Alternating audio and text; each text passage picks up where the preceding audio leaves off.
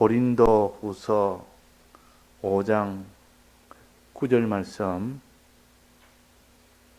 그런즉 우리는 거하든지 떠나든지 주를 기쁘시게 하는 자 되기를 힘쓰노라.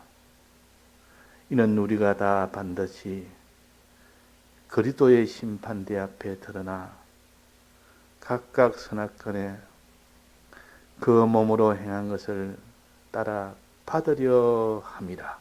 네. 자, 우리가 하나님을 제일 기쁘시게 하는 것이 세 가지라는 것을 배웠고, 이 세 가지 할 때 하나님이 기뻐하여 우리에게 복을 주십니다. 그 세 가지를 함으로 인하여 복 있는 사람이 되는 겁니다. 그래서 하나님께서 기뻐하시면 복을 주시고 진노하시면 화를 주십니다. 사람도 그런 것처럼. 그래서 하나님을 기쁘시게 하는 자는 지혜 있는 일이다. 왜? 그분이 기뻐서 복을 주시기 때문에. 복 받는 방편이 하나님을 기쁘시게 하는 방편입니다. 그러니까 내가 복 받기 위해서 열심히 일하는 사람도 있고, 복 받기 위해서 내가 수단 방편 가리지 아니하고 그렇게 일하는 사람이 있고, 복 받기 위해서 전부를 다 기울여서 이렇게 수고하고 희생하는 그런 일에서 복 받으려고 하는 사람도 있지만은, 이 복 받는 것은 복을 주시는 그분이 기뻐하면 복을 주십니다. 복을 주시는 그분이 기뻐할 때 복을 주신다. 그러면 복 주시는 하나님, 여호와, 우리 주님, 이분을 기쁘시게 하는 것이, 그것이 복 받는 길입니다. 그래서 하나님이 나타나실 때에 창세기 1장에는 창조주 하나님으로 나타나셨습니다. 이제 2장부터는 여호와 하나님으로 또 나타나셨습니다. 하나님께서 하나님으로 처음에 나타나셨고, 두 번째는 여호와로 나타나셨습니다. 하나님은 없는 가운데 천지를 지은 능력의 하나님이라는 뜻입니다. 그분 홀로 모든 것을 다 지을 만한 능력과 모든 것을 죽고도 할 만한 그런 능력을 가지고 계시다 해서 하나님이라 그럽니다. 그 하나님이 사람을 만드는 이후부터는 사람하고 계약을 맺은 겁니다. 그걸 여호와 하나님이라 그럽니다. 하나님과 우리 사이에 계약대로 하나님이 다 처리하시지. 모든 것을 다 결정하시지. 그러니까 하나님과 우리 사이의 계약을 소중하게 여기고, 그것을 크게 여기고, 그것을 두려워하기도 하고 소망하기도 하는 그런 사람이 되어야 마땅한 겁니다. 그래서 하나님이 창조하심으로 능력의 하나님으로 나타나셨고, 또 하나님이 계약하심으로 약속의 하나님으로 나타나셨습니다. 자, 우리가 하나님을 기쁘시게 하려면 믿어야 됩니다. 이 하나님을 믿어야 된다. 그게 뭐예요? 그러니까 하나님 여호와를 믿어라. 창세기 1장의 하나님과 창세기 2장의 여호와를, 하나님 여호와를 믿어라. 그분이 없는 곳에 다 지었고 홀로 주권하시며, 그분의 계약대로 모든 것을 다 이행해 나가시는 이런 하나님을 믿으라. 그 다음에 세 번째 하나님은 어떻게 무슨 하나님이 나타났습니까? 자, 세 번째 하나님은 무슨 하나님이 나타났습니까? 창세기 3장에 어떻게 나타났습니까? 죄를 지은 그들이 멸망 중에 있을 때에 어떻게 나타났습니까? 예수 그리스도의 이 은혜를 입히기 위하여 어린 양 예수로 하나의 예표로 나타났습니다. 예표로 어린 양 예수를 하나 예표로 표시를 했습니다. 이 하나님은 사람의 몸을 입고 오셔서 희생을 해서 대신 죽고 부활하신 희생을 통해서 모든 죄에서 우리를 면하게 해주시고 죄의 벌에서 면하게 해주시고 의와 선으로 나아가게 해주시는 회복의 하나님, 희생으로 사랑하시는 사랑의 하나님으로 나타났습니다. 이것이 예수 그리스도입니다. 그러니까 하나님은 창세기 1장에 창조와 주권의 하나님으로 나타나셨고 그 다음에 2장에는 여호와 하나님으로 나타나셨고 그 다음에 3장에는 이렇게 범죄하고 난 이후에 여인의 후손이라는 예수 그리스도가 하나님으로 나타나시는 이 하나님. 우리는 항상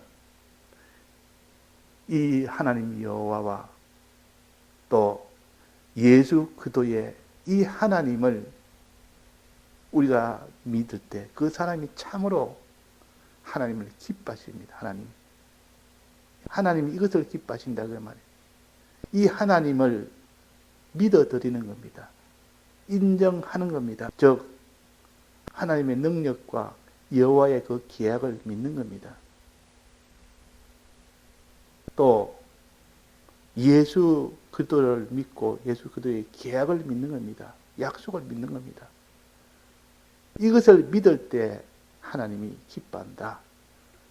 자, 그 하나님 기뻐하는 것은 믿어드리는 것이라 그랬습니다. 믿어드리는 것이 바로 이것을 가르칩니다.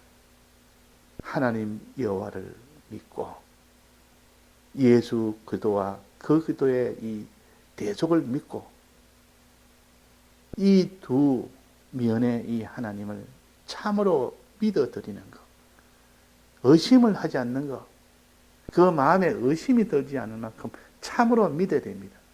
하나님의 말씀은 거짓말이 아니라 참말이라고 하나도 털끝만치도 거짓이 없는 분이라고 믿으며 요만한 의심이 속에 들어오지 않도록 그렇게 믿을 때 하나님이 기뻐하십니다. 믿기는 믿어도 반주 믿는 거, 의심을 하면서 믿는 거, 적당하게 믿는 거, 믿는 것 같아도 실은 어떤 큰 결정을 할 때 보면 안 믿는 결정을 합니다. 그거는 안 믿는 것입니다. 어려움을 주었을 때 그때도 하나님이 능력자고 창조주고 주권자고 하는 것을 네가 믿느냐? 어려움을 주었을 때 그분의 이 계약대로 하나님이 하시는 이 하나님을 믿느냐? 어려움을 주었을 때 그분이 날 이렇게 사랑하신다는 것을 믿느냐? 어려움 주오면 그때 정말 믿느냐는 드러납니다. 그래서 하나님께서 우리에게 어려움을 주시는 이유가 바로 그겁니다. 이스라엘 백성이 애굽을 나왔을 때 가나안 땅 막바로 직진으로 가려면 한 열흘 안으로 다 도착합니다. 그런데 하나님께서 그 길을 둘러서 시내산까지 둘러서 밑으로 쭉 해가지고 두르고서 이 가나안 땅 입구까지 오도록 했습니다. 그건 1년 이상이 걸렸습니다. 열흘 만에 갈 길을. 그 1년 이상 걸린 그 사이사이에 무슨 일이 생겼습니까? 편안한 일입니까? 어려움의 연속입니까? 가나안 땅 입구까지 가는 데는 어려움의 연속이었습니다. 물 문제, 양식 문제, 옷 문제, 집 문제, 어려움이 없는 것이 하나도 없었습니다. 하나님이 도와주지 않으면 살지 못하는 그 광야 땅에 그쪽으로 몰아붙여서 정말 너가 나를 믿는가 보자. 어려움을 줬을 때 그 사람의 믿음이 드러난다고 했습니다. 어려움을 줘보면 그때 하나님을 믿는 사람은 하나님이 여호와를 믿는 사람은 하나님 믿는 사람은 든든하게 의지합니다. 그분이 주권하고 계신데 또 그분의 이 계약을 약속을 믿는 사람은 하나님이 이렇게 약속하셨는데 이제 그 약속을 바라보면서 기도합니다. 주님, 기도하면 드린다고 약속하지 않았습니까? 기도합니다. 믿는 사람은 기도합니다. 또 그분의 사랑을 믿는 사람은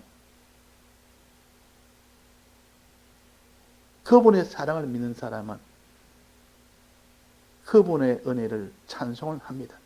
하나님 날 사랑하기 위해서 지금 이 어려움을 준 줄 압니다. 그 어려움 자체를 사랑으로 여깁니다. 사랑하지 않고는 줄 일이 없습니다. 그 사람이 어려움 만날 때 하나님이 날 사랑해서 줬다고 믿으면 그 어려움은 어려움이 아닙니다. 하나도 어렵지 않습니다. 그래서 예수 그리스도는 우리를 사랑하신 분이라, 하나님은 우리를 사랑하여 이 어려움을 주셨다, 이렇게 마음에 믿어 드릴 때 그때 하나님이 얼마나 기뻐하는지. 자, 하나님을 기쁘시게 하려는 것은 어려움을 만나면 그때 드러나니까, 그래서 하나님께서 어려움을 주십니다. 우리가 이 땅에 살면서 믿는 자에게 하나님이 어려움 없이 다 평안하게 그냥 천국에 들어가는 거기까지 인도할 수 있지만은, 그러나 우리에게 어려움을 줘서 네가 믿는가 안 믿는가 봐라. 그래서 믿는지 안 믿는지 알도록 하기 위해서 어려움을 주시고, 그 다음에 믿음이 없는 자에게 믿음을 성장케 시키기 위해서, 믿음을 고치시키기 위해서 그래 어려움을 주십니다. 그래서 우리가 이것을 믿어야 됩니다. 이 환난을 주신 하나님의 이 역사는 믿도록 하기 위해서, 믿는지 안 믿는지 시험하기 위해서 주시는 어려움이다. 이걸 믿을 때 하나님이 기뻐합니다. 그래서 어려움은 우리를 사랑해서 주시는 것이다. 우리를 위해서 주시는 것이다. 이것을 먼저 가질 때 그 사람은 어려움이 하나도 불안이나 두려움이나 고통이나 원망이나 불평이나 낭망이나 할 일이 아니라는 것을 알게 됩니다. 하나님이 얼마나 기뻐하겠습니까?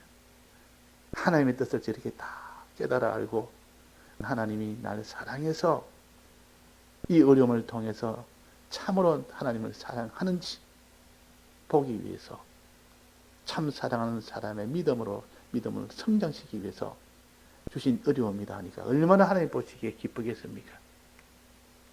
이것을 믿는 사람이라면 하나님의 사랑을 믿고 하나님의 지극히 큰 주권의 능력을 믿고 그분의 계약을 믿고, 그러니까 하나님이 기뻐할 수밖에 없습니다.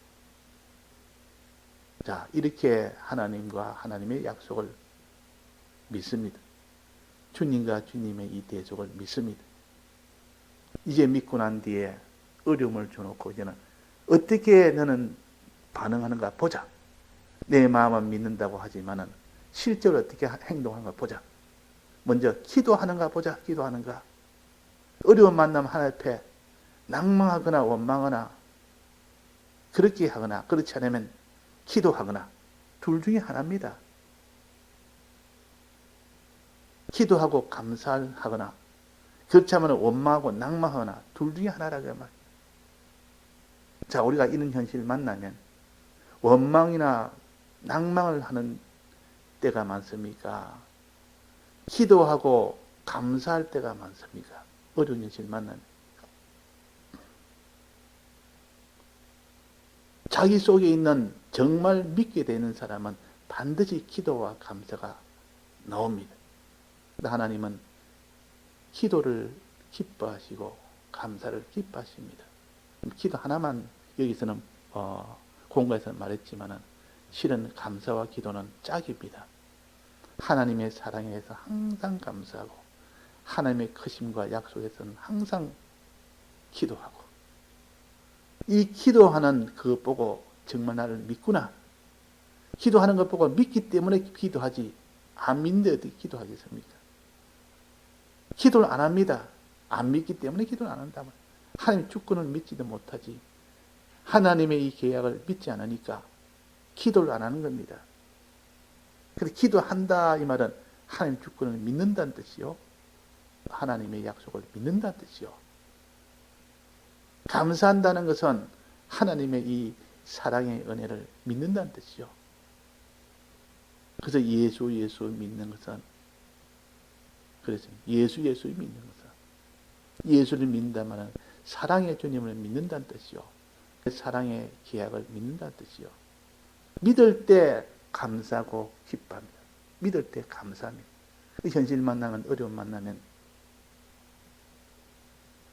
감사부터 나오는 사람은 저 사람이 대속을 믿구나. 사랑의 하나님을 참으로 믿구나. 이 현실은, 어려움은 어려움이 아니라 실은 날 사랑하기 때문에 주는 현실이라는 것을 믿는 사람이 되는 겁니다. 그래서 믿어드리는 것이 제일 먼저입니다. 믿어드리는 것. 이것을 발표하는 것이 1차적으로 입술로 발표를 하는데, 기도라는 이 행위는 입술로 하나님의 이 능력과 이 계약을 내가 믿습니다 하는 것을 발표하는 겁니다. 또 찬송은 입술로 나는 주님의 이 사랑을 믿습니다 하고 발표하는 것이요. 그 속에 믿음을 바깥으로 발표하는 것이 입술이요. 기도와 찬송은 이렇게 믿음을 발표하는 겁니다. 입술로. 그 다음에 이 기도를 기뻐하시고 찬송을 기뻐하시고, 또 그 다음에 또 뭘 기뻐하십니까? 순종을 기뻐하신다. 순종을 기뻐하신다. 순종은 입술로 발표하는 것이 아니라 온 몸과 자기 소유와 전부를 가지고 다 발표를 하는 겁니다. 내가 순종하는 걸 보니까 내가 주권자임을, 여호와 계약 하나님을 네가 참 믿는 것을 몸으로 지금 발표를 하는 겁니다. 몸으로. 그러니까 마음으로 믿어도 기뻐하고, 입술로 발표해도 기뻐하고, 몸으로 표현이 더 기뻐하고, 이 몸과 소유와 목숨까지도 다 합쳐서 발표를 하는 겁니다. 나는 주권자 하나님을 믿습니다. 나는 이 계약의 하나님 믿습니다. 그것이 순종하는 행동입니다. 순종하는 행동. 믿으니까 순종을 한다 말이에요. 순종도 하나의 표시요. 몸과 소유로 표시하는 겁니다. 나는 믿습니다는 것도 표시하는 것이라 그러면. 기도도 표시하는 것. 순종도 표시하는 것. 주님의 사랑을 믿습니다 하고 입으로 발표하는 것이 뭡니까? 찬송, 감사. 몸으로 네가 주님의 이 대속을, 주님과 주님의 대속을 믿습니다 발표하는 건 뭡니까? 사람을 사랑하는 것. 사람을 사랑하고 보니까 정말 너가 주님의 사랑을 믿구나. 주님의 이 대속의 사랑을 참으로 너가 믿구나. 믿으니까 너가 사람을 사랑하지. 사람 사랑하지 않는 거 보니까 너는 주님의 대속을 믿지 않구나. 그렇게 여깁니다. 그래서 우리가 믿는 자가 아니면 하나님을 기쁘시게 하지 못합니다. 그것이 가장 중심입니다. 최초면서도 제일 중심이요. 다만 기도나 찬송이나 순종이나 사랑이나 그런 건 다 하나의 발표입니다. 발표. 발표까지 되어져야 온전히 믿는 것이지, 발표가 안 되면 그 믿는 것은 하나의 외식이라. 실제로는 믿지 않으면서 믿는 것처럼 나타나는 것, 그걸 갖다 하나님께서 알도록 하기 위해서 어려움을 주십니다. 어려움이 오면 그때는 외식은 다 무너져 버립니다. 외식은 아니라는 게 다 드러나 버립니다. 신사참배가 오면 정말 믿는 사람은 끝까지 그 믿음을 행동으로 드러났습니다. 그러나 안 믿는 사람은 안 믿는 행동이 다 드러나 버립니다. 그래도 어려움이라는 것은 정말 너가 믿느냐 안 믿느냐, 그것을 드러내는 것이 어려움이라. 그 마음으로 믿는 것, 입술로 믿는 것, 그 다음에 몸과 소유로 믿는 것. 그것을 우리에게 가르치기 위해서 믿음의 연장선이 바로 기도요. 기도의 연장선이 내나 순종이요. 주님의 사랑을 참으로 믿는 믿음의 연장선이 찬송이요. 주님의 사랑을 믿는 참 믿음의 그 연장선이 사람을 사랑하는 것이요. 사람 사랑하는 행동을 보면서 내가 하나님을 사랑하구나. 하나님 사랑을 참으로 믿구나. 하나님께 감사하는 것 보면서 정말 내가 하나님을 사랑하는 것을 참으로 내가 믿구나. 하나님이 늘 사랑한다는 것을 믿을 때에 하나님께 감사가 나오고 믿을 때에 사람을 사랑하는 거기까지 순종이 되어지는 겁니다. 그래서 하나님을 믿어드리는 것이 제일 먼저요. 그 하나만은 전부입니다. 다만 바깥으로 표시가 되고 안 되고는 그걸 통해서 우리의 믿음이 온전하냐 온전하지 않냐 그것을 보여주는 것이고 온전한 믿음으로 자라게 하는 그 역할을 하는 것뿐이지. 그래서 믿음으로 구원 얻는다 그런단 말이에요. 믿음으로. 정말 믿음이 있으면 어려움을 줄 필요가 없습니다. 어려움을 왜 줍니까? 믿었는데. 진짜로 믿음으로 구원 얻는데. 그러나 우리의 믿음이 항상 온전치 못하여 그러니까 믿음을 온전케 하도록 하기 위하여 어려움을 주시고 또 믿음을 온전치 못하는 것을 알도록 하기 위하여 어려움을 주십니다. 계시록에 보면 재앙이 몇 가지 재앙들이 많이 있습니다. 7 인재앙, 7 나팔재앙, 7 대접재앙 이 세 가지 요 재앙이 이 계시록의 전체를 다 이렇게 엮고 있습니다. 재앙이라고 보면은 7 인재앙이나 7 나팔재앙이나 7 대접재앙이나 보면 거기는 재앙만 있는 것이 아니라 복도 있습니다. 좋은 일이 일어나는 거고 이런 일도 있고 아주 나쁜 일이 일어나고 큰 화가 되는 그런 일도 섞여 있습니다. 그 말은 하나님이 우리에게 주는 재앙은 다 복이 되는 재앙입니다. 복이 되는 재앙이라. 하나님이 복을 주면서 이 복된 길로 걸어가려고 복이 되는 그것이 이 재앙 중에 섞여 있습니다. 또 정말 재앙이 있습니다. 재앙은 왜 주느냐? 어려움이라. 어려움을 통해서 우리의 믿음을 성장시키기 위해서 재앙을 주는 겁니다.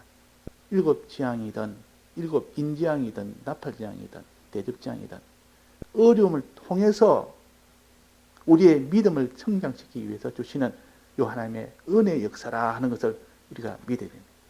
은혜의 역사. 그래서 애굽을 나올 때도 환난으로부터 시작됩니다.